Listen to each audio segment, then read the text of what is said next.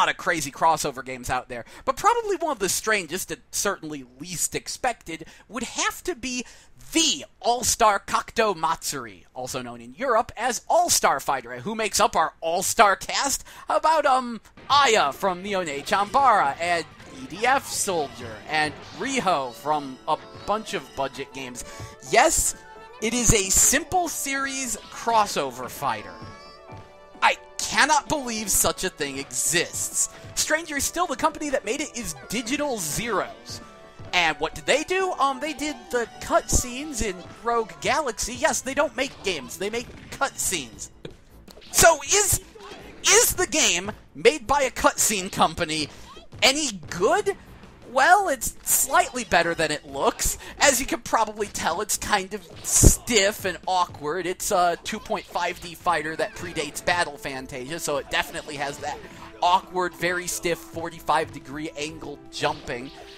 But in spite of its, again, stiffness, I can't stress how weirdly stiff this game is. It's far from unplayable. In fact, it kind of plays alright. Kind of looks alright too, except for the fact that the visuals continually pixelate out. You know that thing the PS2 does when it winds up being overtaxed or it's loading data and stuff like that, where things just suddenly get a little more pixelated than they should be. Yeah, that happens pretty frequently in this game, but, for a PS2 budget fighter, I think it actually looks alright. The game has 2 punches and 2 kicks, and you do quarter circles and crap to do your special moves. Everyone has a super. The closest thing it has to a deeper subsystem is the fact that you can hit R1 to perfect block, or if you do it in the middle of an attack, you can false Roman cancel your moves at the cost of a meter. However, with the sheer stiffness of the controls and the awkwardness of the animation, coupled with the fact that it's going to drain that meter even if you screw up your false Roman cancel, this winds up being a lot more of a pain than it's worth. It's the thing that, if this were actually played seriously and competitively, would utterly destroy the game. Seriously, if someone could actually find a way to utilize this canceling system in a way that would produce really flashy, painful combos, it would quickly turn All-Star Kakto Matsuri into probably the least enjoyable fighting game to play of all time, because it would require such precise, stiff, really terrible inputs to try to do a super long, complex, painful combo in this game. Yeah, it would be rather unpleasant, but I wouldn't expect to see it at EVO anytime soon, considering the fact that you have to, I'm not making this up, unlock their move list. Yes, you have to beat the game with each character in succession to unlock the ability to view their move list. I'd love to know who thought that was a good idea. However, on the plus side, when you beat the game, you also unlock an alternate costume for that character, which surprises me. It's like, this is a budget game where you're actually putting in full-fledged, differently modeled alternate outfits and not just reskins. But they did that. Speaking of the story mode, there is a story mode that has conversations between every single character, and the downer is the fact that you do have to fight every single character in the game, which is kind of a blatant way to pad things out. And yes, it's basically just lots of text. Also, one thing I find very amusing, the end boss of the game, obviously they couldn't afford, like, a real legit end boss, so they just put Riho in a Fernandez bikini. I don't know any other way to describe this other than a Fernandez bikini. I swear there's a black variant of it, too. All in all, it's really not bad. I can't stress that enough. The game isn't terrible, but it's not good.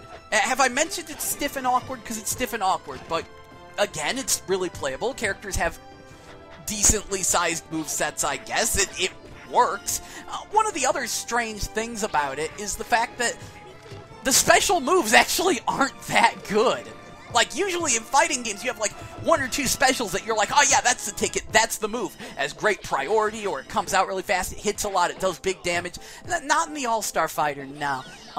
Your special moves are just very specialized moves. I wonder if that gives it an odd kind of balance. I wouldn't bank on it, because, again, low-budget, weird crossover fighter thing from a cutscene company. I don't think All-Star Kakto Matsuri is going to wind up actually being balanced if you got further into it.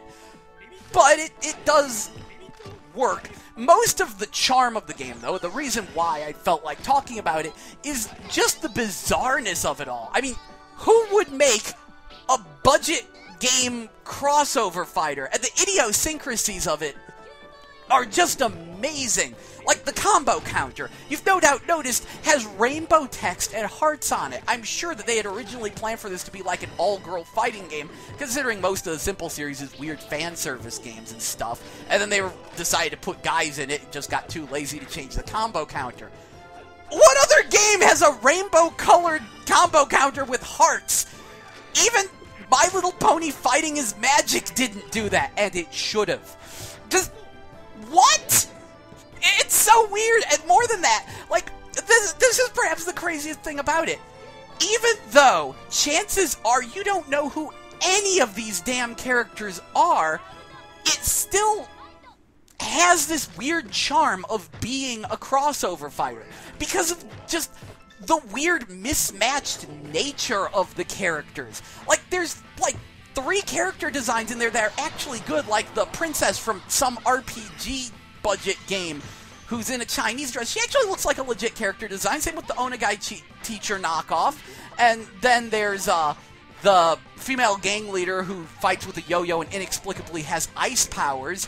And then you put them up against EDF Trooper and Girl in a Bikini and Wiggly Slugman. You don't need to know the games these characters are from. You just know this is a really bizarre cast of characters. And the movesets sometimes just blow my mind. Like Riho being basically just the budget idol, her entire fighting style revolves around sexy poses and bowing at people. One of her special moves is repeatedly bowing at you. The fact that that works, the fact that that's a move, it's so dumb, it's brilliant, but the real winner of this game, the one that just steals the show, is Wiggly Slugman. He's from, like, some Sentai game or something. Yeah, he gets wiggly, stretchy arms and can wiggle at you, and he's the Wiggly Slugman. This guy. Wow. And that's the real charm of this game. It's so bizarre. The cast is so mismatched. It's such a thing that shouldn't even exist. Why would you make a budget crossover fighting game like this? Why does this even exist?